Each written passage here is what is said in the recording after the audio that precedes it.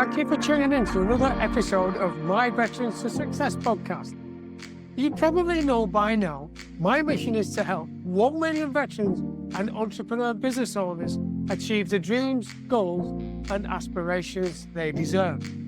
That is why I created the Veterans to Success podcast, because I get to interview guys, men and women, who want to share their fascinating stories with you about their time before, during and after their time in the military, so you can benefit and overcome your challenges.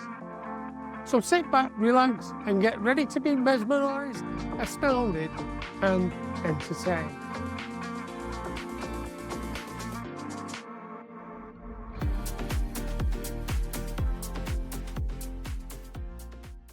And today I've got no other than Cy Bradley with me. Hello, Cy. How are you today? Joe, yeah, I'm very well, thank you. How about you? Yep, that's good. I'm absolutely fantastic. Thank you for asking. So, you know the score, you know the drill. We just drop straight in. There's no big fanfare for a common man or woman, and there's no big introduction. I just want to pick up where we last left off when we chatted. Right. So, you know, to get a feel for what was going on in your life before you joined the military, and give an idea of the makeup of you and what makes you tick, tell me what was going on in your life as a boy. Yeah, it's a good place to start, Joe. I was born in Manchester back in 1974. I was the only child and still am of two teachers. And we as a family moved from Manchester down to the southwest, in and around the sort of Somerset area when I was still at primary school age. So I finished my primary school years in Taunton, and then moved to sort of secondary school and sixth form from there. At school, I do remember being very academically average. There were three things that I really enjoyed. One was design and tech. The next was physical education, and the final thing was competitive sport. And I got plenty of that at school, and I made some fantastic friendships at school, some of which I still very much enjoy today. And I'm lucky that a number of those school friends who I knew so many years ago have moved back to the southwest. So I'm catching up with a lot of them now. And it was actually at school, Joe, that my awareness and interest in the military actually started. And it was generated from a couple of military schools liaison officers who came into school a couple of weeks apart. And it was the first time I'd anyone seen anyone in uniform. And initially it was a Royal Navy, and a couple of Royal Navy officers walked down the central corridor in our school in their service dress. And everyone just stopped, their heads turned and looked at these guys and how impressive they looked. And I thought, you know what? Now I'm interested. I think that might be something that I could do. And initially I had a discussion with them. They invited me actually to go on and do the Royal Marines Potential Officers pre-selection course, which I did, and I absolutely loved. And I almost, at that very point in time, signed up to join the Royal Marines and the Royal Navy straight after school. But it was a few weeks later when the Army liaison officer came into school. He asked me what the Navy had offered, and then promised me more variety, plus a potential sponsorship to university. And that was something that I hadn't been aware of until that time. And I subsequently got sent on a visit as a youngster to the Army, and one of the places that they sent me to was Middle Wallet, where the Army Air Corps are based, and that sowed some real seeds of interest for me in flying. And the Army liaison officer said to me, "Look, if you join any of our technical corps, then flying would be open to you in the future." So that was a real spark of interest, and it sort of went from there. So, you know, at the end of school, I went to university. I was part sponsored by the Army, which was great. I went to Loughborough. I did electronic engineering. And I realised very soon into my first term that actually I'd probably bitten off more than I could chew. It was incredibly hard, and it was something I was going to have to work out really, really hard if I was going to secure any kind of degree at the back end. So what did I do? I joined the Officer Training Corps, And again, some of my fondest memories from my time at university are from the OTC, and I've still got some wonderful friends from those times that I meet up with today. And I guess the other thing, probably to add some context, Joe, is that, you know, to earn money, and I recognise that actually before joining the military, I wanted to do a bit of travelling after school and university. So to earn money at weekends and in holidays, I worked my way through several jobs as a youngster. The first job I had was actually working in a cake factory. I lasted 2.5 days on a cake production line, and it made me realise that was a type of work that I just didn't feel comfortable in. I wasn't suited to it. I found it really mundane, indoor factory work, and as I left, I thought I don't know how people can do it, but I respect them for doing it, but it's not for me. And I went from there then to sort of waiting tables in restaurants and at the Somerset County Cricket Club, which is in Taunton. And that gave me a real sense for the service industry. And I picked up very, very quickly how people can behave, and, you know, how important it is to treat those who serve you with respect. And then finally, after a bit of time there, I decided to qualify as a lifeguard. And I ended up working swimming pools and beaches in the Southwest. And that became a real focus for me. It was fun. They were really like-minded people, and they were dedicated to doing a meaningful job. And I think all of that really sort of started to imbue me with this sense of purpose, something about being part of a bigger team, doing important work, and you know, equally important, going home at the end of the day and feeling proud in what you've done. So all of that, I think, sort of they were logical jigsaw pieces to join together into joining the military. Fantastic. And of course, Somerset, the capital of Scrumpy and that sort of stuff. I suppose you would have experienced a little bit of that every now and again, maybe. It was a great place to grow up, actually, and being a market town in Taunton, you get a lot of travellers in and out. It's got a very, very strong Royal Marine community down here because 40 Commando are based just up the road.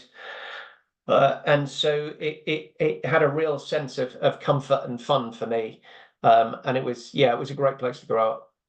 Brilliant. So you've got the bug, obviously, from an early age, you're drawn to the military. You nearly joined the Navy and then decided to actually join the Army. When you went in, what sort of challenges did you face psychologically and physically?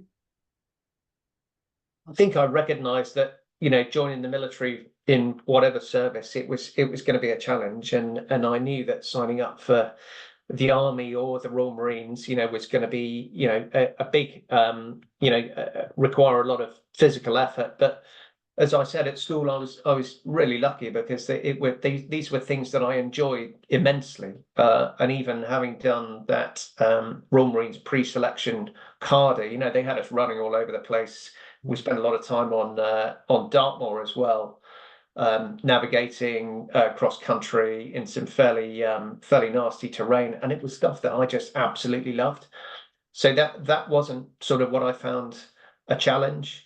It was actually probably in the start of my early military career and having joined the Royal Engineers that once again, a bit like at school and a bit like at university, I found it was my sort of academically average performance, which was probably more challenging than, you know, any kind of physical challenge that I had to face. And you know, it's a term that I hear used quite regularly. Look, and actually, because we discussed this at some length, labour under correct knowledge, because I think you've got to put the graft in, didn't you? To make up for your shortfall, as you put it, as academically average. So, but the fact is, because you put the work in the graft, then you were able to to obtain the necessary qualifications and the necessary grades to get you through. So what was basic training like? What was your fondest memory? I really enjoyed basic training, and I think some people would laugh that, you know, the officer training corps actually was just a bit of a social club, and didn't prepare anyone in any way, you know, whatsoever in terms of joining the military afterwards. But of course, you know, when you're in an OTC, you're in the military reserves, you're attested, and again, you have to go through the same sort of physical tests and so on. So that had given me a great preparation for the sort of early years. And then when I went to Sandhurst in 1997, I really enjoyed most of my time there. And of course, the majority of my enjoyment was not necessarily from what we were actually doing. I loved being out on exercise. I didn't enjoy the sort of the classroom work so much. But what I really recall as being the great times were, you know, when you were with your platoon, when you were with your company, and again, I was so lucky in terms of the the camaraderie I started to build up from those very early years in basic training helped you get through any challenge that you were facing, whether it be physical or academic in nature. There was always someone around you who was better at you at something, and it felt a comfortable place to start leaning on others to help you get through, and then you felt like you were crossing the start line, and the start line maybe by yourself, but the finish line always together. And I think that's probably something that I took into my sort of early sapper days, and I do remember leaning very heavily and learning a huge amount from the really competent and confident and personable NCOs and warrant officers and officers around me in the early stages of my career. Well, I had some good friends who were instructors at Sandhurst, and I know you always got the creme de la creme. And in fact, I would imagine you did your young officers course at Chatterdean, was it? At Lodge Hill? Right. No, Oh, you didn't? No, didn't need to do that. All right, okay. Well, I remember working with the young officers course quite a lot that came through, and yeah, it was always interesting. By the end of the training, they were a lot better place to be in a sapper regiment than they were before they came straight from Sandhurst.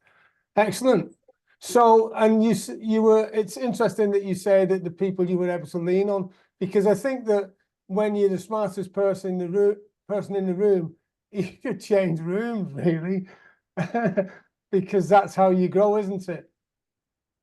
Completely, and it was definitely something that I think the sappers is good for this, and I'm sure you would agree. But that sense of belonging right from the outset, you're not ever made to feel like an outsider, and so that comfort across the rank structure, irrespective of where you are. That there's always someone who will, you know, be willing to help you, and actually would get as much pleasure out of seeing you grow, as you feel yourself in terms of a sense of achievement. So yeah, I don't mind admitting, Joe, I did that pretty much throughout my sapper career. And that's the best way to be, and to surround yourself with people who are good support. So you finish at Sandhurst. Where's your first posting then? So my first posting was to 39 Engineer Regiment. That was in an air support role at the time. It was before the unit moved up to Scotland. It's based in Kinloss now, but at the time they were in Wimbish, Waterbeach, Yeah, just outside Cambridge, which was great. And career-wise, I do remember starting there, Joe, and you know, wondering what I got myself into, because of course there were a variety of different places and appointments and roles that you could pursue. And one of my contemporaries and I ended up at 39. And I do remember that within a few months of being there, he was on his pre-deployment training for Northern Ireland. And I found myself doing some fairly fairly mundane block jobs, maintenance jobs, lots of inspections, and even running charity events and trying to find things to do actually for some of the soldiers in the local area. And I thought I've lucked out here. I want to be the one who's on pre-deployment training, and I want to get out there and see the world. But it didn't take long actually before that happened. Before I knew it, again a couple of months after that, the first tour that I went on from there was to Italy, a place called Gioia del Colle in the south. And that was supporting all of the air operations which were going on in the Balkans at the time.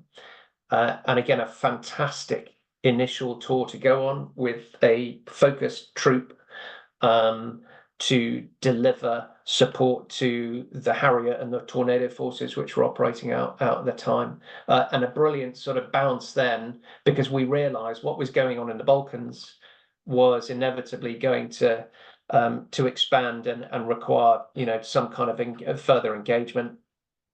We got the warning before we'd even redeployed to the UK that we were likely then to head out to what was the former Yugoslavian Republic of Macedonia, and then potentially onto Kosovo. So those two things happened in fairly close succession. And this was all in my very first tour as a troop commander. And so the travel later started, I remember. And, since that, I've had the opportunity after air support to serve in airborne, combat support, armoured, and explosive ordnance and disposal roles. And so after Macedonia and Kosovo, I then bounced between roles and jobs and ended up serving in Iraq, Afghanistan, and East Africa on operations. And it was just a whistle-stop tour, but incredible experiences. And that's right. So tell me more about how you transitioned to airborne, and then all the special duties, special tours that you did. And I know that you have a love of flying as well. So how did that work? So one of the things I picked up, actually, it was during my training regiment attachment. I initially went as a troop commander and then ended up being a company second in command at the Army Tech Foundation College in Arborfield years ago. And I met some guys there who were from one of the Special Forces Signal Squadron. They got talking about some of the activities that they've done. And again, it was something that it was a world I was aware of, but I'd never met anyone in it. And it sparked an interest for, investigating and pursuing some opportunities there. And that's what I did. But slightly later on in my career, that the bug that you picked up from earlier was the flying bug. And I knew that I really wanted to try and fly. And so actually, when I was actually at the time, I was a middled, probably to fairly senior captain. And I applied to join the Army Air Corps and get myself on the pilot's course. I went through the flying selection, all that kind of stuff, and passed. And managed to convince the system that I wasn't too old, and that I should be allowed to go and fly, and that was something that I did. So I spent time in a variety of places, Cranwell, then on to RAF Shawbury, and then back down to Middle Wallop, and that was over a 2.5 year period, learning to fly again in a tri-service environment. It was absolutely fantastic, and made some great friends and colleagues there again across all three services. And that didn't come to pass, sadly, at the end of all of that. And I think it might be something that we come on to talk about later in terms of dealing with failure. But I was devastated at the end of that to not be offered a place in the Army Air Corps, and was sent with my tail between my legs back to the Royal Engineers. Let's examine that a little bit more, because I do. Failure is you've not failed unless you give up, right? So and we discussed that at some length. I'm interested in in digging a little bit more and just staying on this subject for a while longer about how you progress through a demanding course in the Army Air Corps. It's because at the end of the day, it's your heli license, and Shawbury's quite close to me, and I've flown over it, and yeah, and it's a great place to train. So, what went on while you were there? So again, it's one of those courses that I think you have a level of competency for, or you don't, and there's only a certain amount that can be trained in. And again, some of the academics, they were complicated. Ground school was a real challenge. I found, just in terms of understanding the aviation world. But when I got into the cockpits, whether it be fixed wing or rotary, I felt at home. It was an incredible experience, and it's one that you've had too, Joe. Yeah. There's nothing like flying. It really does still, particularly when you get into the rotary world. It really does feel like magic. And all parts of the course were demanding in some way or other. And as I got to the end then and was sort of eyeing up a variety of different options, so you're invited to consider what airframes you might like to fly, what missions, and what squadron you might like to join, and all that kind of stuff. And at the time, actually, what the Army was offering was either a transfer into the Army Air Corps to then pursue that particular area of aviation, or they would say, well, you could stay for a period of time and then you'll go back to your parent cap badge.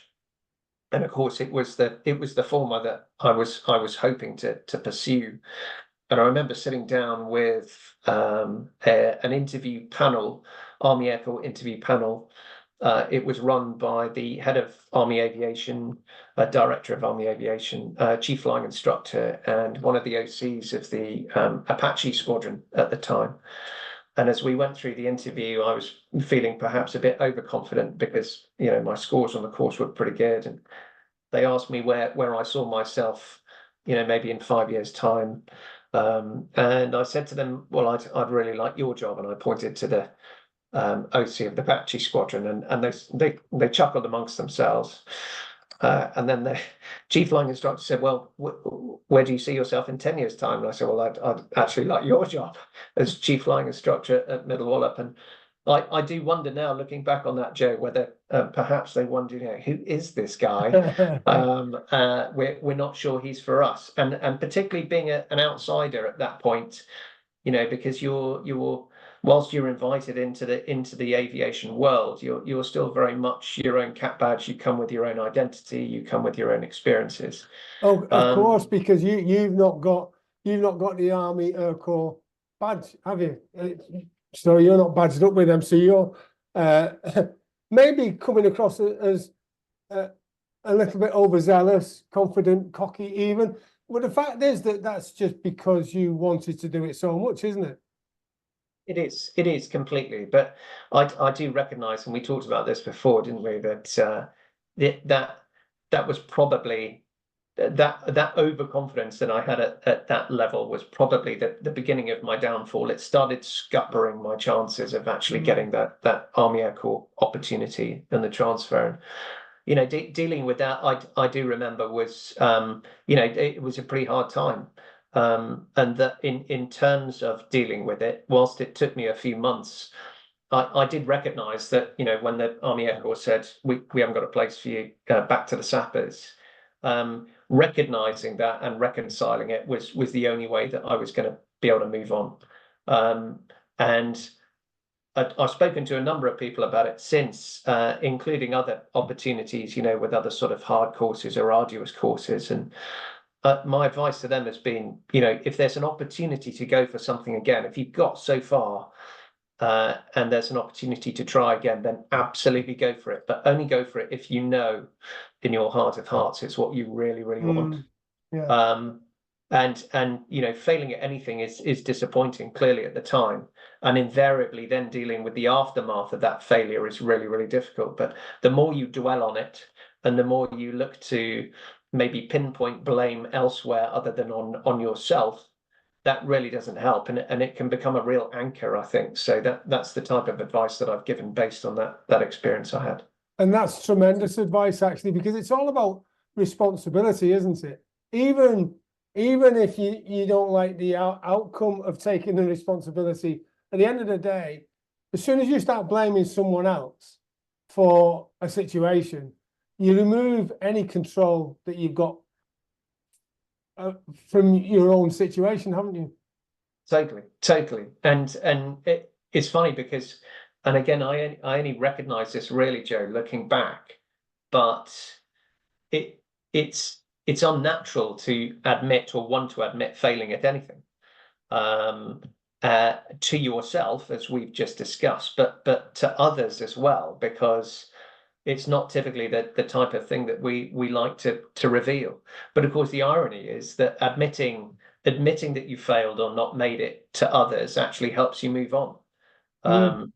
And I was reminded of that fairly recently, that I mean, after not making the Air Corps and being sent back to the Corps, the Royal Engineers desk officer, he was very understanding, and he helped me get over it by sending me to Iraq for 6 months on a short notice tour. But you know what? It was actually everything that I needed, in terms of just readjusting back to the system, dealing with what I'd just been through, and then being forced to deal with something else that was relevant.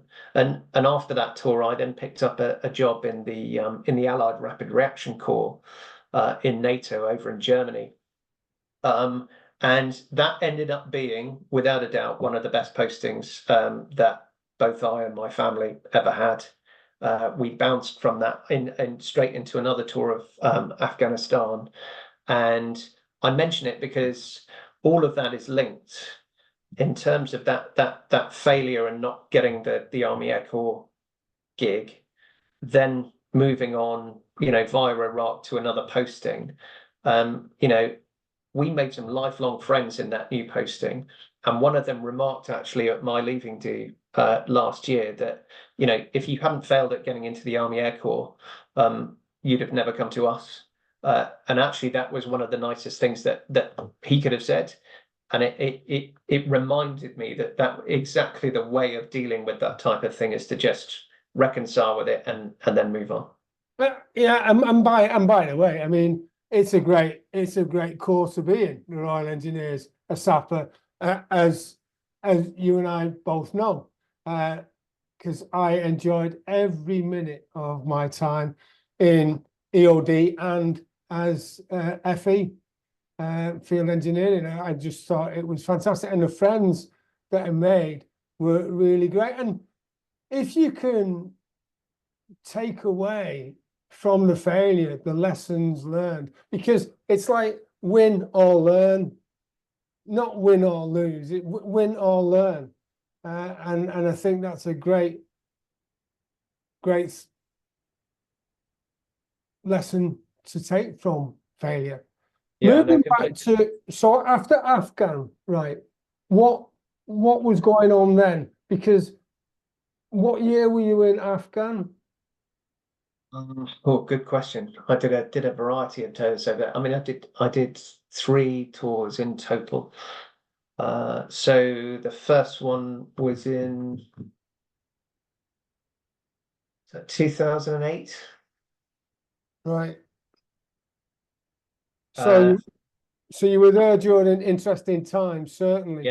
Yeah, no, absolutely. The Iraq tour, the Afghanistan tour, all of it was, they were absolutely fascinating times. And again, in a variety of different jobs, everything from repatriation of refugees to the I was lucky enough to be involved in some special activities and projects to do with biometrics. So looking at technical capabilities that could support defense in terms of dealing with counterterrorism, and they were just fascinating times. It felt like the right place to be at the right time. And I learned a huge amount actually, not only from the people I met in Iraq, but also in Afghanistan. And I found them to be some of the most hardy and hardworking people on the planet. Hugely respectful, and incredibly resilient, given what they and in their respective countries have had to go through and are still going through to this day. And I think those types of experiences, they ground you and remind you why our involvement as a country, and a career in the military can be so important and hopefully so rewarding. It really does reinforce that part of being part of something bigger, and hopefully doing the right thing, albeit in some really, really challenging situations and places overseas. Thank you. So you've had some interesting tours and great challenges from being on the various tours of Afghan. And what's going on then in your mind, and where do you want to get to for the next move at this point? I think to my squadron command tour that I had in Afghanistan was probably it's one of my fondest memories. We were very lucky as a squadron not only to get it was an armored squadron at the time, and we realized that actually not only were we going to be deploying under 3 Commando Brigade, but also deploying effectively in a supporting role to direct support role to the infantry. And so we had to repurpose the squadron. So we moved from being armored into an assault engineer squadron, and then did all of the infantry pre-deployment training as well, along with the rifles battle group at the time who were going through, and they were great times. So we were lucky enough, but also I like to think competent enough to not only deploy on that tour, but also come back luckily with every soldier in one piece, for which I'm hugely grateful. Despite it being a very, very challenging tour, and there being an awful lot of close scrapes. And off the back of that, Joe, I think I was willing to sort of take my foot off the gas a little bit. And so, and of course, after serving at regimental duty for a number of years, you start to get to that point where you're looking at staff roles and desk appointments. And again, I was lucky enough through my career to have some fascinating other roles off the back of that. So I was moved into organizational and structural change within the Army headquarters.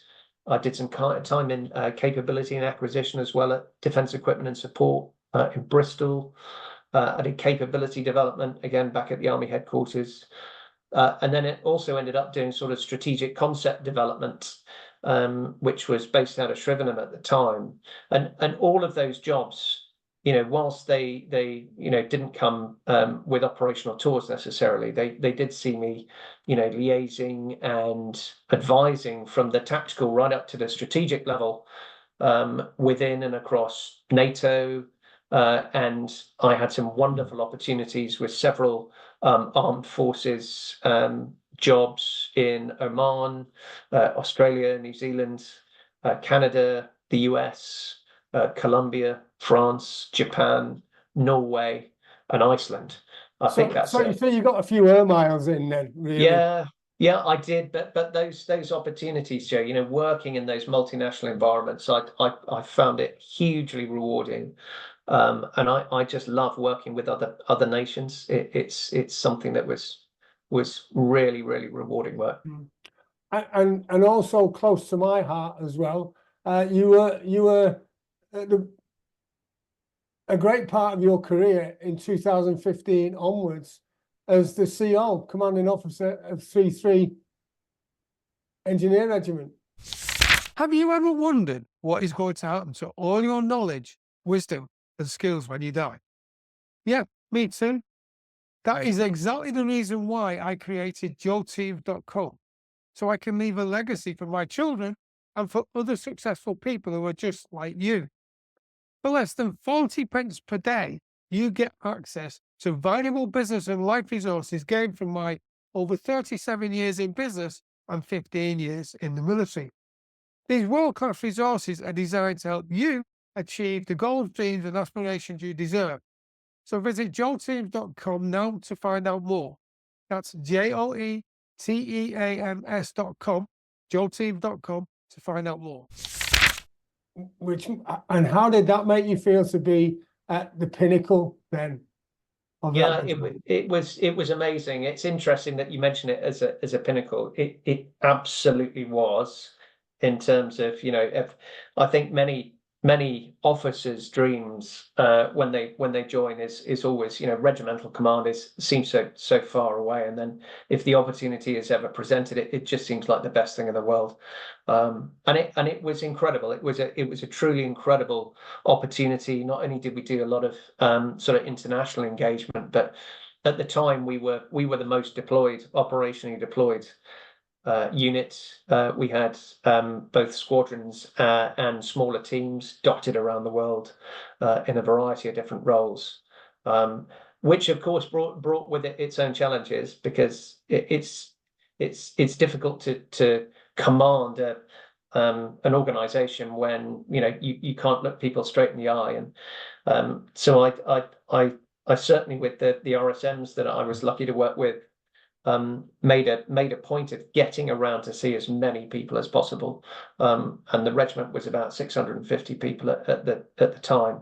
So that it was a real challenge and a real privilege at the same time. But yeah, no, good times with the OD.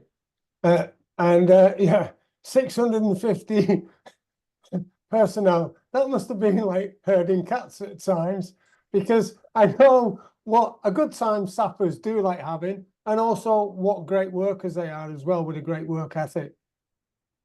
No, absolutely. They've always been a privilege to lead and work with.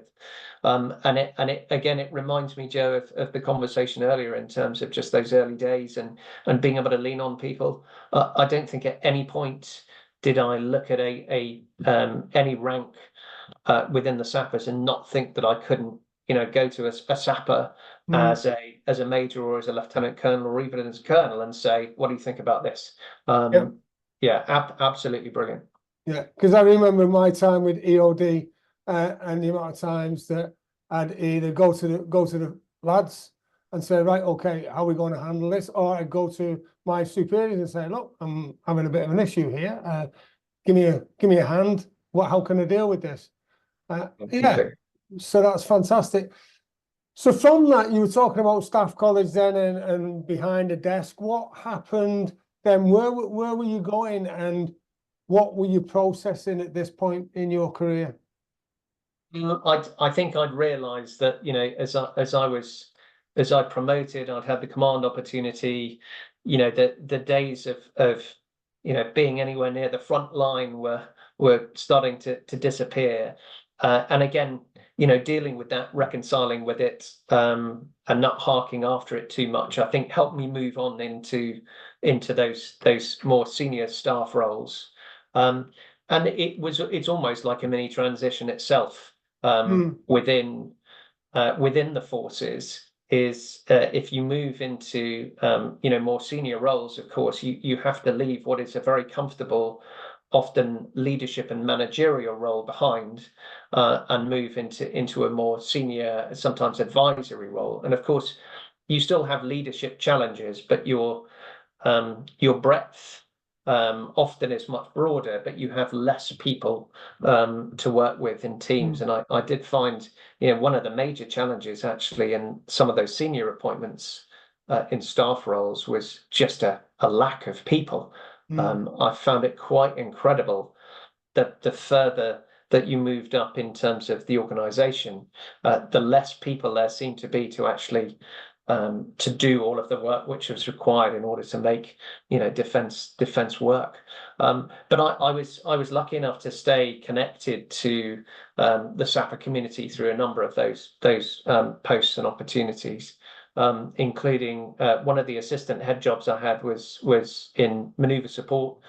So responsibility for effectively not only the sappers future capability introduction and development, but also some of their concepts, where can we see them employed, and then looking across the whole defence EOD and counter IED portfolio as well, and making sure that everyone was going to get the kit they needed in the right time at the right place. And yeah, again, it was fascinating work, and it was, whilst it started being quite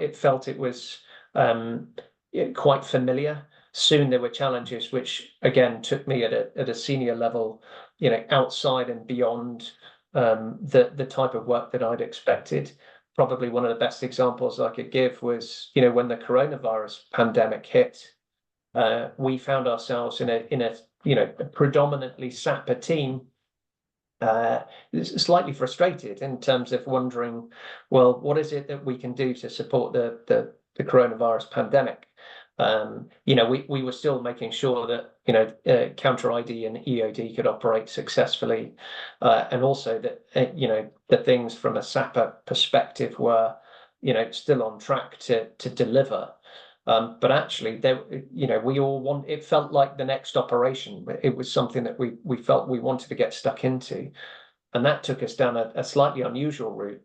To cut a long story short, we ended up developing and then issuing a coronavirus and a disinfectant spray, which we ended up developing in-house, and then bringing on some amazing people from the NHS Clinical Health, Liverpool School of Tropical Medicine, pulling together this team of expertise from across various different departments and areas, and then developing in really short order a disinfectant spray so we could get it out to troops on the front line and across to our NHS colleagues as well.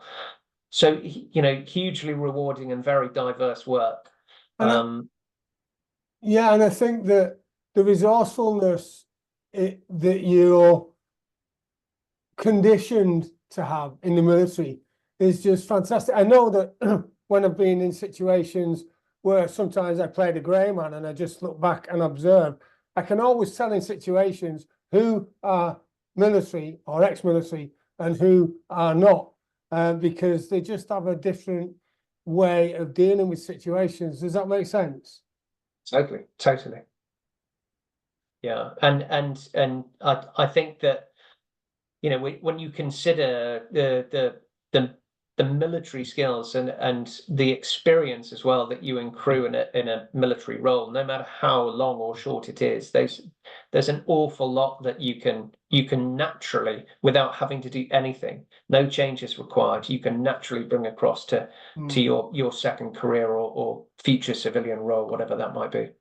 Which brings me on probably a little bit earlier than planned, because I think it's an interesting subject, because I know when I left my regular service way back, and that's probably why when I mentioned about Chattendene and young officers courses, that was a distant memory for you, because you wouldn't have been there in the 80s when I was.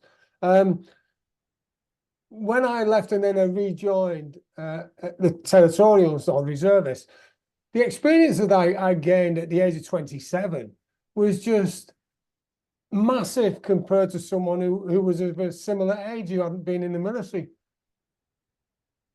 Absolutely, and it's reinforced something which I've come to believe probably for some time now, and that is that experience, I believe, trumps qualifications every time. Qualifications are important. They are clearly they enable you to display and be comfortable with a certain level of proficiency which is required in order to do a job. But actually, you give me someone who's freshly qualified and scored, top of the course and did really well from an academic perspective, versus someone who passed the course 3, 5, 10 years ago and has actually accrued a huge amount of experience. No surprises as to who I would go to first in terms of probably leaning on them and testing some ideas in terms Yeah. of what they thought. Yeah. And I think experience is often hugely underplayed, and I suspect we'll come on to talk about it later. But one of the challenges that I've definitely experienced and seen other veterans go through is that translation of military experience. It's not necessarily the qualifications, it's the experience and how that translates into something which is useful and translatable for prospective civilian employees Yeah. to see the value in. Exactly. And it's like I say to my three sons, I said, look, when you leave school, college, university, an employer has only got your qualifications to gauge your academia or chance of success. As you get older and you've actually started to put those into practice, then you have the experience you were talking about earlier. And so the skills that are gained while serving in the military, I just want to, because I know from conversations I've had with guys who are getting out of the military, they're really scared because they don't know how, like, for instance, I use the example, a mortarman, someone who's been in a mortar platoon. Now, they think, well, I won't be using mortars in civilian street. But the fact is, it's all the skills that go with being in the right place at the right time to be able to deliver the mortars, isn't it? So just talk about that for me a bit, and how important and transitional the skills are for employers. Yeah, no, it's a hugely important question, and as I said, I think pretty much everything you live and learn in the military is transferable in some way, whether that's directly into another job or whether it's just in terms of your own personal life, your own personal well-being, and the routine. You've mentioned probably the first one that springs to mind, Joe, is turning up ahead of time with the right kit in the right time with the right attitude. That is something that we all have ingrained in us, and that is hugely valuable in the civilian sector. And I'm still quite surprised at how many people who haven't been through the military don't recognize that or understand the importance of getting there just ahead of time with the right kit in the right place with the right attitude. How empowering that is, not only to an individual but also to a business or an organization. I mean, you can't get any better than that. I think some of the other skills that come to mind, we're predominantly team players. We thrive in groups, and we're always focused on delivery and getting results. We work hard and we play hard, and we stick at things until they're done. And we tend to be really good at encouraging others to do so as well. I've seen some great examples over the years of people who are not necessarily, it's not because they're lazy. They might just be struggling with a number of things, and you just need that bit of energy at the right time in the right place to keep things moving forward. And I think that's something that we're inherently good at. We're typically really quick thinkers and decision makers. We look out for people who are around us. I think we're also conditioned to recognize what's right from what's wrong. And if we see that, then we aren't afraid to challenge it. Yeah. And in some instances, we might even run towards it, where others would be, it may be situations that are uncomfortable or difficult to deal with. They just aren't able to process quick enough. Whereas, of course, our training and our experiences puts us right in that place. We are often the first group of people or first individuals to step forwards towards something that others might take a while to process. And that's hugely powerful. And probably, Joe, some of the more subtle skills I've picked up are very, very sought after in civilian life. We tend to notice things that other people don't. We have an eye for detail, and of course, detail matters. We're comfortable with disruption and change, and we've often thought ahead to what if, your classic actions on. Yeah. And often we have, without even realizing it, we've usually got a plan B and quite often a plan C up our sleeves, because we don't expect everything to run on rails and go according to plan. So we're always ready to test and adjust on the job. And I think employers in all sectors, find that kind of thing, really, really powerful, because we're naturally adaptable and resourceful. That's what the military is all about. Yeah. Which brings me, interestingly, for you listening, you won't recognise this. Before we started recording, so we had to improvise, adapt, and overcome, didn't we?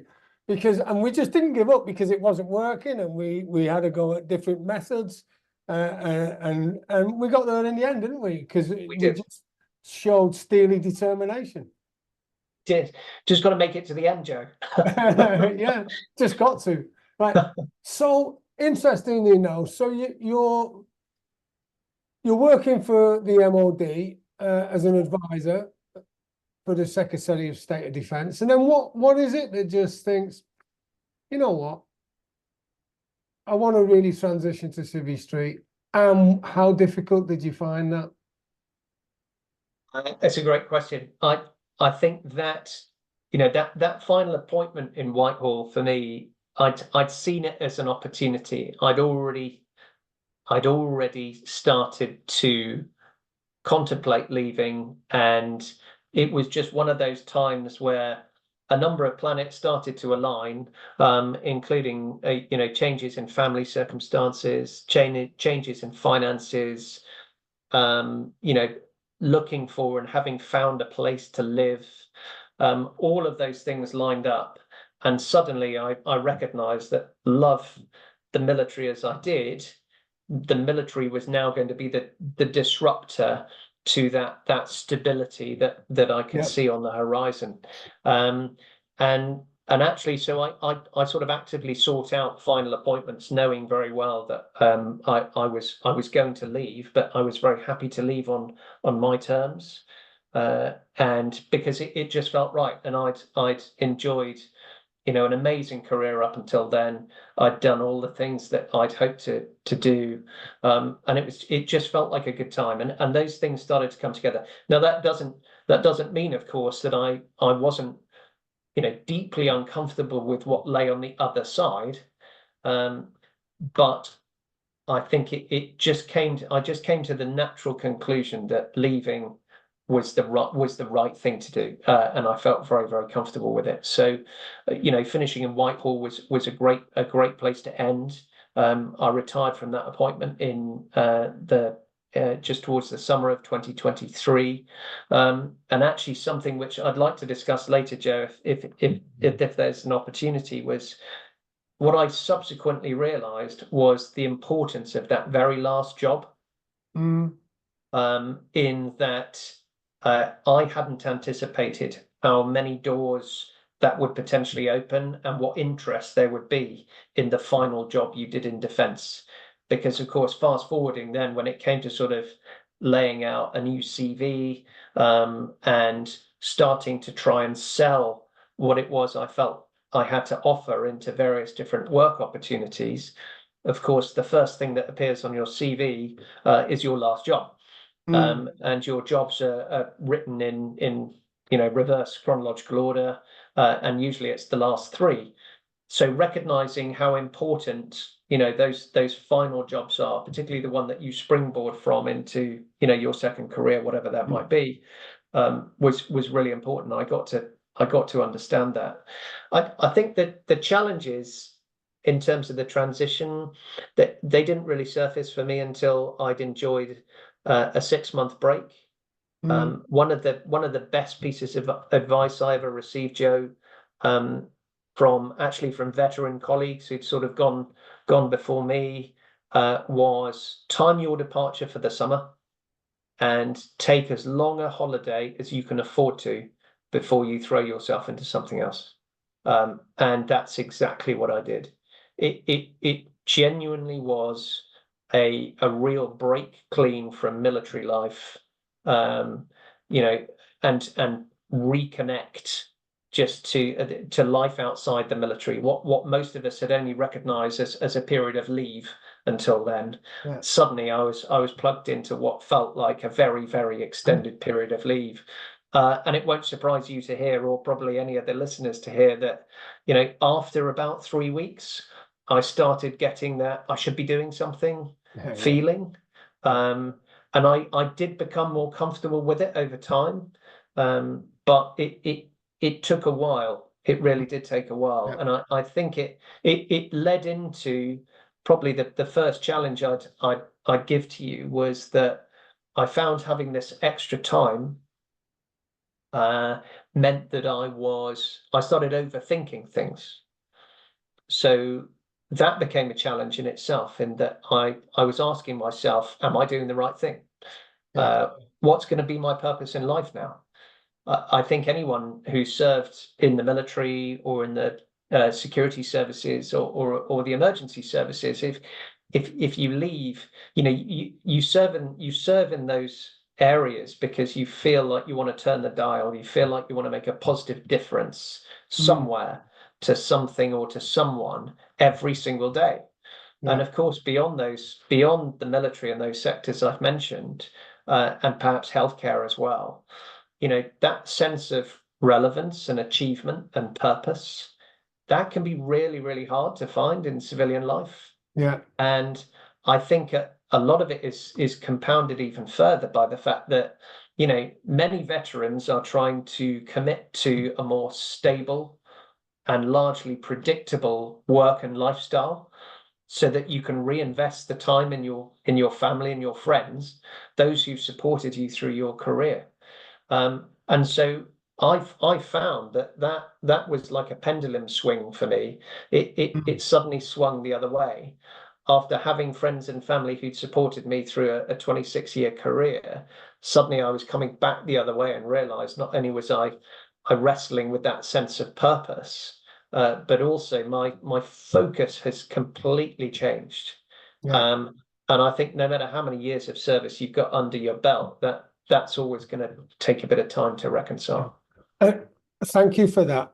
And you see, one of the things that I often discuss is that when you join the military and you go through basic training, then they're taking the civilian out of you and building you up as a soldier, sailor, or airman. And then on the various courses you go on, because I know you've been on, like me, you've been on many, many courses, then they also take whatever you had before the course out and put in what you need to learn to be able to do that job brilliantly. And yet when you come out of the military, they just leave you with everything that you've got and don't take anything out to build you up as a civilian, which is difficult. And, we're seasoned professionals. That's the way I like to see it. Whereas the people who are, because guys in the military don't always do 26 years or 15 years like me. Some come out after the first stint, 3 years, 6 years, 9 years. And even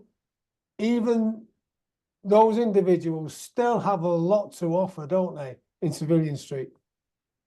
Completely, irrespective of your time in service. I mean, those sort of traits and characteristics that I listed earlier, you'll have those whether you've been in 3 years, 15 years, 20 years, whatever it might be. All of those things are applicable to your new life, and to your new roles and your new career, whatever that might be. I mean, it probably links to the second challenge, actually, Joe, that springs to my mind, which is about genuinely moving on from military service, irrespective of how long you've served. I'll admit now that almost exactly a year after leaving, I still don't think I'm quite there yet. I miss the uniform. I miss my colleagues. I miss that real sense of purpose and pride and routine, despite how mundane or intense the routine might have been at some times. And of course, I also miss the regular paycheck, because it depends what role you're going to move into. But I reckon it took me at least 6 months to start feeling comfortable with saying, I now run my own consultancy business, rather than saying, I've just retired from the army. Yeah, yeah, And there are some instances that I would find myself in where almost I'd feel more comfortable as saying I've just retired from the army first. That is your line, because whenever you've met new people and they've asked you what you've done, you've always said, I'm in the military, I'm in the army, I'm in the whatever service. And that sense of pride, instantly they're on your page. Whereas if you're doing something different and you've lost that immediate sense of identity, that's another thing that I've found hard. And it's probably, having worked on it for 6 months now, and I guess that one of the advantages of working like you do in a sort of associate business or a consultancy business is that it's helped certainly me to deal with that transition. And so in many cases now, when people ask, what is it you do? I say, well, I work with a company called X and they do Y. There's no need for me to mention that I retired from the military a year ago. So I think that's that whole sense of purpose and moving on, they're linked in terms of the challenges. Yeah, and thank you, because you've touched on the transition and the challenges associated with that, and I would imagine during your time at the Ministry of Defence as the military advisor to the Secretary of State, because you alluded to it before when we were discussing that part of your life. How important do you think it is to develop a good social and business network? It's absolutely critical, and I'd heard that it was critical from the people who had already moved on, but I don't think I truly appreciated it myself, Joe, until I was in it and I was using it, and so I think both, if you consider you're a social and a business network, as collaborative in nature, you look at them both together, and by virtue of the military, the social and the business networks often overlap. Do you like coffee? A lot of people tend to spend money on expensive coffees from outlets without even thinking about it. Well, for the price of just 2 coffees per month, you can gain access to valuable business and life resources gained from my over 37 years in business and 15 years in the military. These world-class resources are designed to help you achieve the goals, dreams, and aspirations you deserve. So visit joeteams.com now to find out more. That's JOETEAMS.com to find out more. So on the social side, I certainly found, many of my military colleagues, some of whom I met in my very first days of service, and others who I met, in my very final appointments, they were hugely supportive of my decision to leave. But also keeping that network open towards the end of your military career, which was the other advice I received through the sort of transition period. If I guess we're stemming into advice for people who are considering leaving, is start that network as early as you can, and then as you start to approach the decision, as we did, that I'm going to move on and do something else, that's when you need to start flicking the light switches on and just start to inform that network that you're thinking about leaving, because I found it almost overwhelming how many lights did go on, and how much support there was out there from the network that I had become a part of very, very early. And much like looking back through your own career, it's quite often easy to forget who you've worked with and who you've worked for. And the vast majority of them will be very happy to help you through transition, second career, and connections and introductions. They might even offer you some work themselves if they've started up a company or are working for a company that actively employ military veterans. And I'm happy to admit to you that all of the work and the meaningful engagements that I've had in the last 6 months have come from my social and business network. I would not have got anywhere with work, I don't believe, if I had not used that network. Yeah. Well, similarly, I remember when I decided to leave the military after my first stint in the regs, I started to DJing, right? And I started to network without really, I had a strategy sort of, I didn't realize how important it was though. So if I were to my younger self now, I'd be saying definitely get out, network with as many people as you can, because you do not know what good you can do for each other, those contacts, because it's not about me, it's about how can we collaborate and help each other achieve the success, goals and dreams that we want, if that makes sense. So it does totally, and actually, Joe, just to reinforce it, and so people understand what it is that we're talking about, it's not just us going to other friends or people in the network with a business card. It's understanding that by giving a little bit about what it is you're interested in and what your experience is, those people then go and connect to their own network, and everyone's part of a larger network. So quite often it might be a second or third order introduction that leads to some work that comes your way when someone gets in touch and says, I've heard about you from so-and-so who told me about so-and-so. And again, that, you know, probably the most interesting work I'm involved in at the moment came through one of those second order connections where I told someone what I was interested in doing, they told someone else, and that someone else was like, I want to meet this person. Yeah, well, I know that I meet regularly with a group of individuals because, you know, in the military, we had our own network. You know, if engineers, we're called in to build a bridge.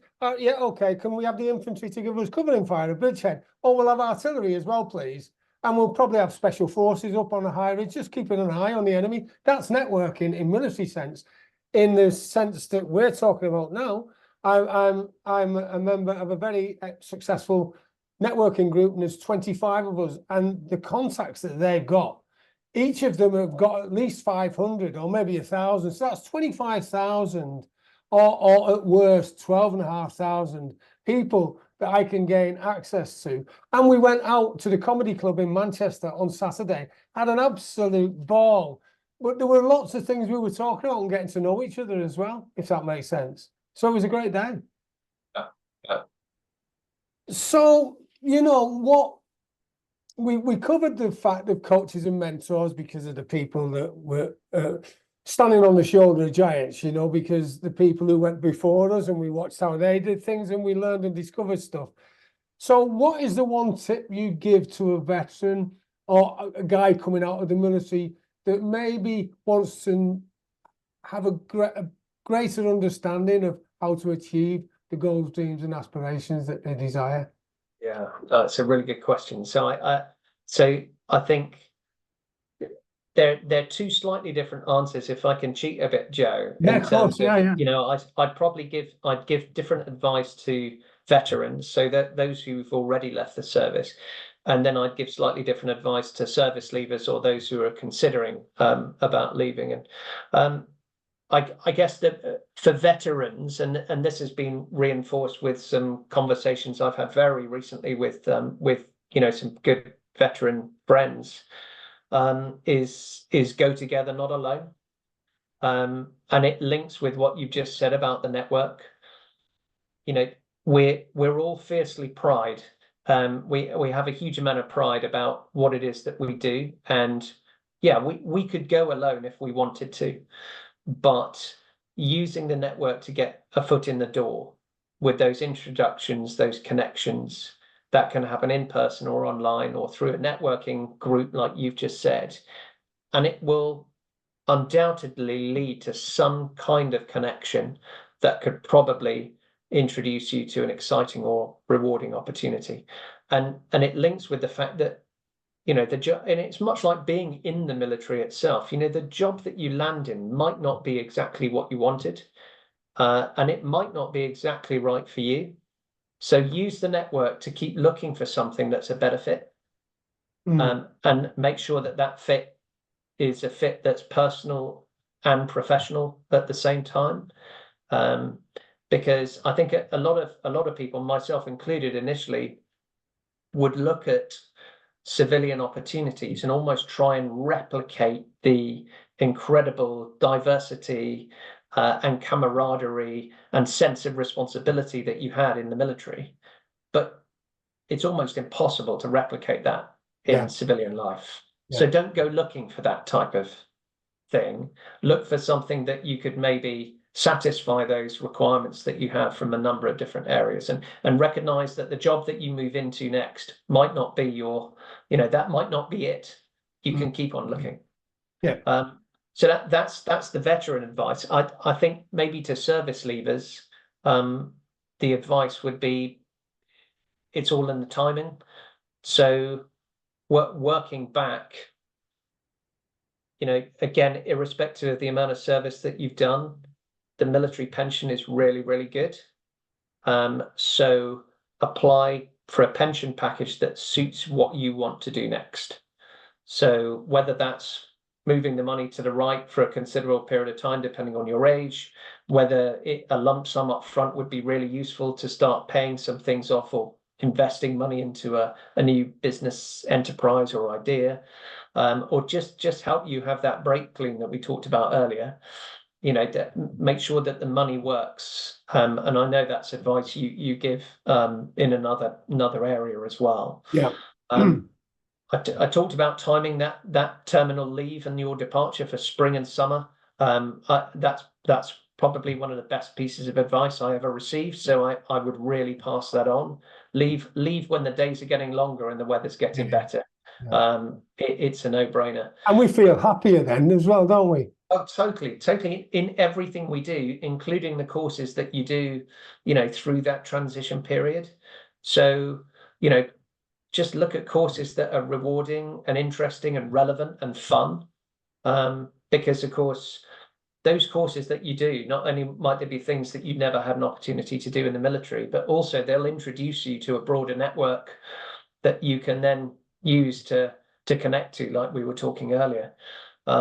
And then as part of that timing, I'd just like to hammer that point home, Joe, that we were talking about earlier, and that's if you have an opportunity to use your final appointment in the military to your advantage, then go for it. You might be finishing from a really good job, but defense has gaps and opportunities all over the place. And if there's an opportunity to get some, fantastic work experience in that sort of, even if it's temporary, in that sort of final job, which would help you springboard into something you'd like to do next, then absolutely go for it. That's great, Si. That's fantastic. And I like the way you straddle between the veteran and those who haven't yet left. So brilliant. So, you touched on the psychological transition for you, which you openly admit you haven't got right yet. You're well on the way now, though, because the transition is on its way to being complete. What does the future hold for you now?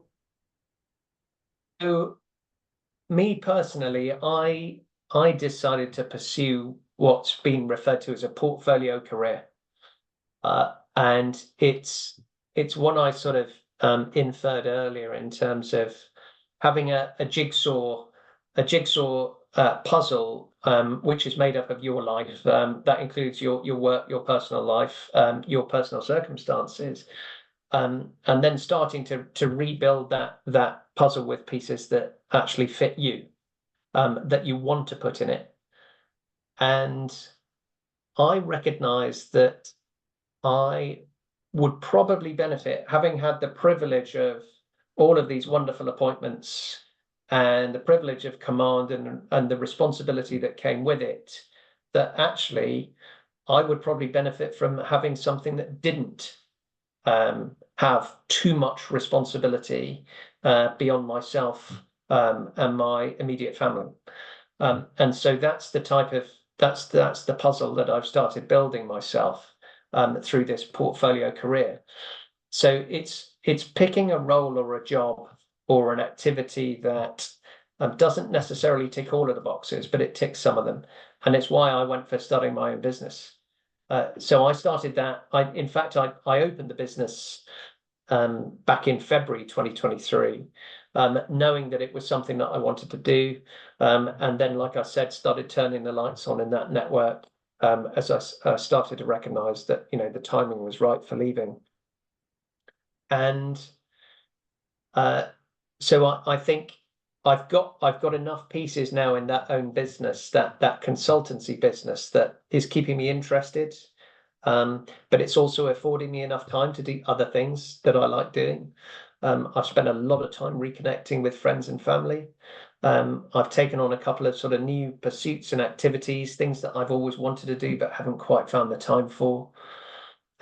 Plus, I'm finding the work really interesting and rewarding, and there's something, very, privileged about being able to select what work you do pursue and what work you don't. And again, it's an interesting, transition challenge from the military, where you're pretty much told what it is that you're going to do, whereas you have much more choice in what it is that you do on the other side. So I think if there was a final jigsaw piece to put into that puzzle, it might be a non-executive director role in a company somewhere. In order to sort of make myself more comfortable with pursuing that, and also to make myself more attractive to prospective boards to employ me in that capacity, one of the courses I did in transition, I'm just coming towards the end of it now, was a non-executive director course. Right. Okay.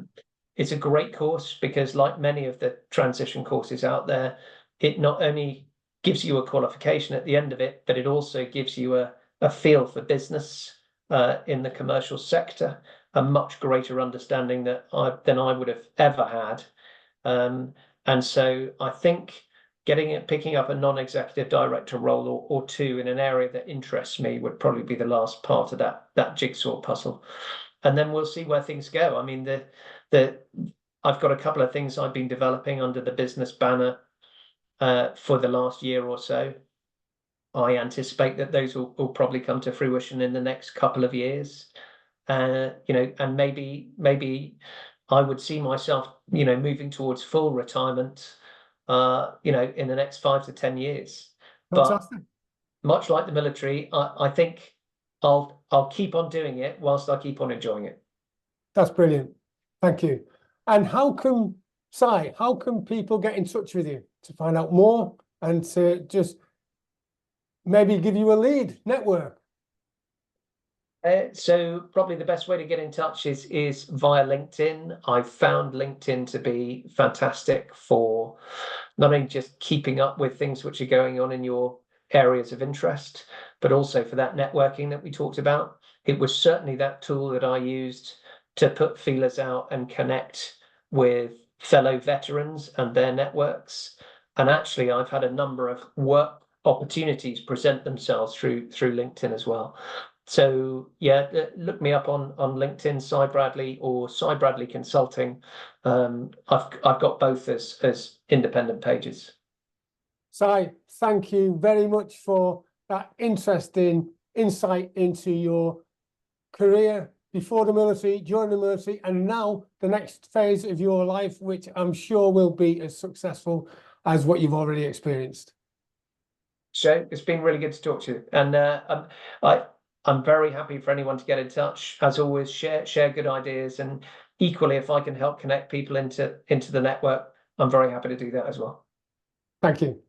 And thank you to you too for listening. And to find out more, visit joelteams.com. That's joelteams.com to find out about networking, how you can progress your business. And until the next time, thank you and have a brilliant day.